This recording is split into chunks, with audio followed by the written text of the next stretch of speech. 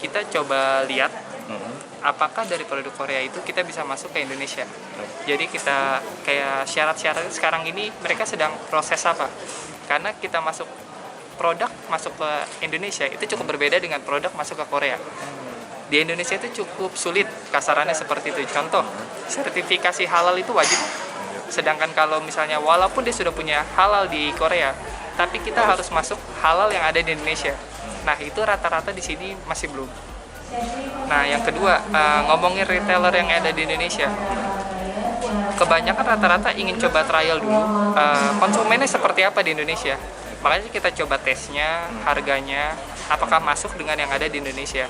Ternyata waktu pas dicek, oke, ini bisa masuk ke Indonesia, cuma untuk harga agak cukup sulit karena harganya masih agak tinggi. Kalau misalnya masuk karena di Indonesia sudah ada kayak Korean market segala macam, itu bisa masuk. Tapi kalau ke retail besar seperti Indomaret, Alfamart, untuk brand seperti itu cukup sulit karena masih ada catatan tersendiri ya, dan sebagainya. karena kayak seperti halal aja tidak ada. Jadi untuk discuss kita mau ngobrol dengan mereka saja sudah ditolak. Itu jadinya jadi dasar kita coba trial dulu, kita trigger dari mereka bisa siapkan dulu tidak. Kalau bisa siap kita coba meeting dengan retailer di Indonesia. Kebetulan saya dari retailer dulu.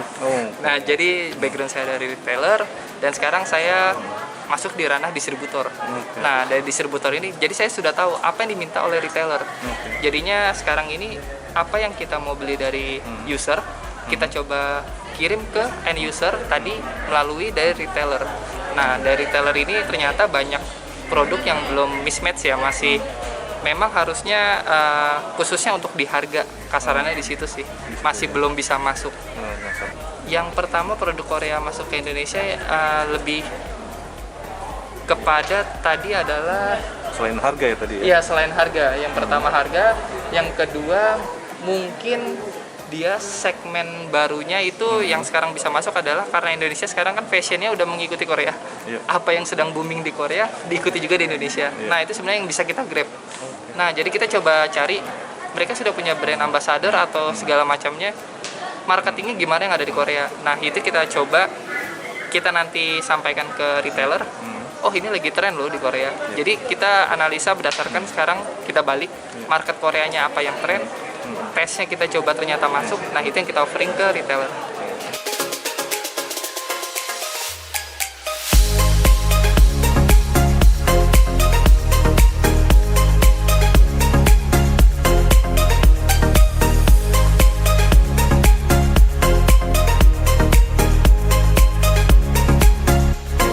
Yang mendorong saya untuk datang ke sini adalah saya ingin tahu mengenai makanan-makanan yang ada di Korea. Dan tentunya dengan kondisi sekarang di Indonesia yang banyak pada lagi ngetop artis-artis Korea itu, terutama jujur anak saya juga ngefans gitu kan. Jadi saya penasaran makanan-makanan apa sih, dan tentunya juga ingin membangun peluang apa aja yang bisa saya korelasikan dengan Korea. Apakah ada makanan dari Indonesia yang nanti bisa kita ekspor ke Korea, ataupun ada makanan khas Korea yang belum masuk ke Indonesia yang tentunya itu bisa menjadi salah satu opportunity. Dari beberapa penjelasan tadi ada sesi-sesi tanya jawab dan saya boleh mencoba juga makanannya. Yang saya temukan adalah produk Korea ini kebanyakan menjurus ke natural atau herbal gitu kan. Ada kayak ginseng, terus kemudian beras, pumpkin gitu kan. Jadi tentunya saya melihat bahwa Korea sebagai salah satu negara maju ternyata ujung-ujungnya adalah menuju kepada makanan-makanan yang sifatnya natural atau lebih alami.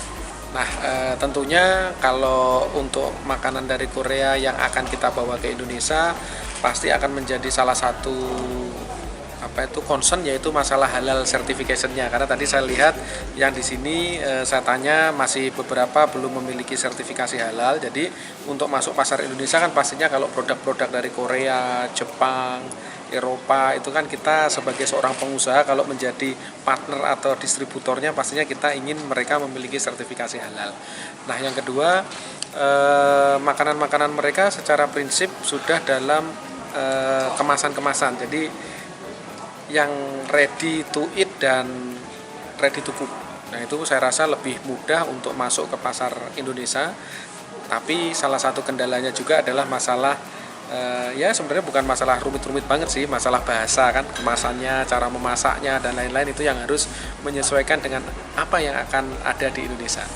Saya tertarik untuk melihat food fair Korea karena kami sudah saya beberapa kali mengikuti pameran produk Korea dan selalu bertahun-tahun itu banyak inovasi yang kita bisa dapatkan.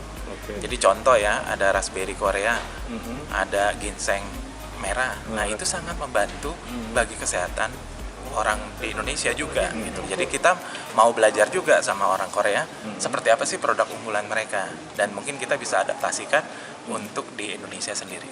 Kalau mungkin selama ini kita sambiloto, kita ada jahe, tapi kita nggak pernah bikin kemasan teh jahe, teh sambiloto. Nah, mereka tuh bikin tuh tadi teh dalam bentuk kemasan seperti ginseng tapi isinya teh kotak teh tapi isinya ginseng gitu. Nah, seperti itulah kiranya inovasi yang baru di sini kita bisa kembangkan juga untuk di Indonesia.